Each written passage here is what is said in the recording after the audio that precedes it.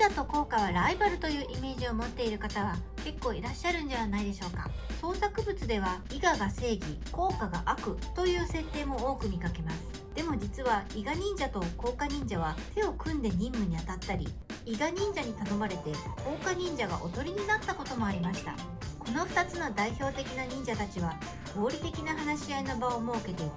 実は仲が良かったかもしれないのです。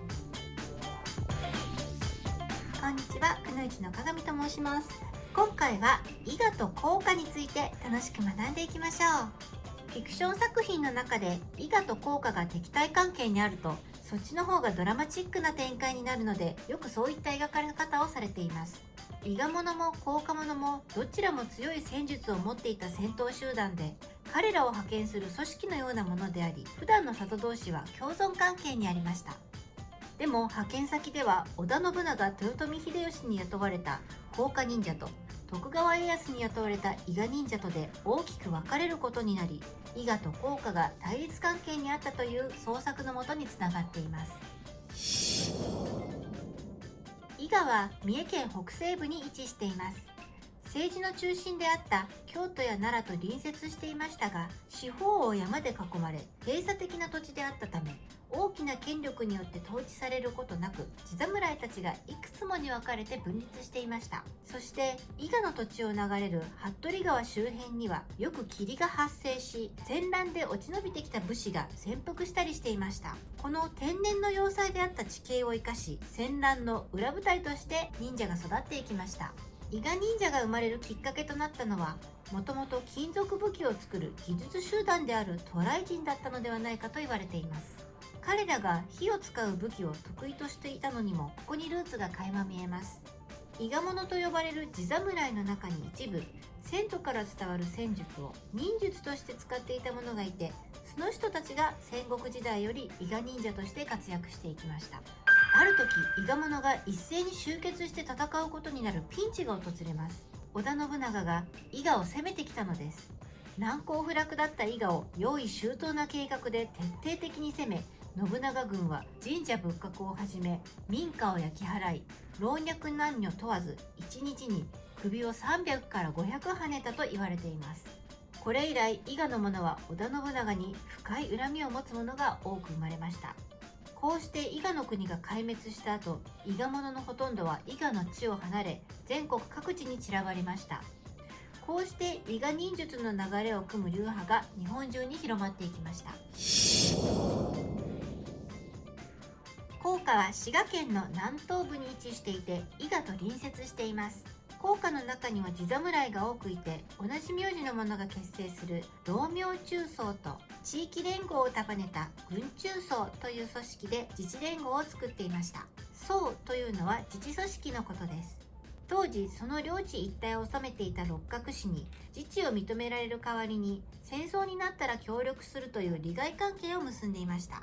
特に甲賀者の強さを支えていたのは彼らの団結力です。平等の立場の連合軍で君主を持たず、個人ではなく多数決で物事を決める自立した組織でした。軍中曹では全員参加による話し合いが持たれ、まとまらない場合は多数決に従うというルールがあったことが記録にも残っています。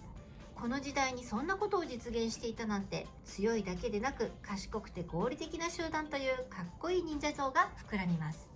また、薬学に長けていた甲賀忍者は薬と毒を巧みに使っていました。毒蛇や毒蜘蛛などの毒害が日常的に行われており、その場合の細かいルールなども決められていました。甲賀忍者は薬売りとなった山伏とも深い関係があります。詳しくは過去の動画でもまとめているのでご覧ください。織田信長が本能寺の変で倒れた時、徳川家康はちょうど信長に呼ばれていて大阪にいました。でも自分の領地の愛知に帰るためには、明智軍と信長に強い恨みを持つ伊賀者に見つからないように帰らなければなりません。近道を通って帰ることにしたのですが、山道の険しい伊賀甲賀を越える必要があります。そこで伊賀の忍者を束ねる服部半蔵正成に道案内を頼むことにしました。困難な道のりには甲賀者の案内も必要でありました。ここで服部半蔵は甲賀忍者にも依頼して甲賀の協力を得て、家康を無事に送り届けることに成功しています。司馬遼太郎のフクロウの城に登場するおとぎ峠では、家康ではなく実際は高価者のおとりが通ったとされています。その後、伊賀者は家康により功績を称えられ、徳川家に雇われ、服部半蔵はその組頭に任命されることとなります。同じ忍者同士でも流派によってはいがみ合うこともあったそうですが、伊賀だから甲賀だからといって単純に仲が悪いわけではありませんでした。伊賀も甲賀も戦国時代までは新戦術であった足軽中心のゲリラ戦闘スタイルで活躍していました。甲賀忍者、伊賀忍者が忍者としてはっきりと登場したのは、忍者界では有名な曲の陣です。忍びの者として城内に忍び込み、秘密の情報を盗んで味方に密告したという文書が残されています。戦闘スタイルとしては、神出鬼没な亀陸の方で山の中でのゲリラ戦で功績を収め、忍びの名を挙げました。亀陸の方とは、敵が攻めてきたら亀が手足を甲羅の中に隠すようにして山の中に身を隠し、敵が疲れてくるのをじっと待って奇襲をかけるという戦法です。昔、甲賀のくの一が伊賀の者に恋をしたけど掟を破ったとして追放されたという悲恋のお話も残っています。伊賀と甲賀は合理的な話し合いの場を設けていて、実は仲が良かったのではないかという可能性がかなり高いのです。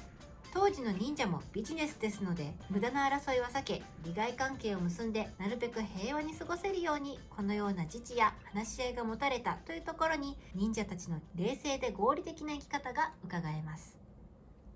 本日のジャパニーズカルチャーは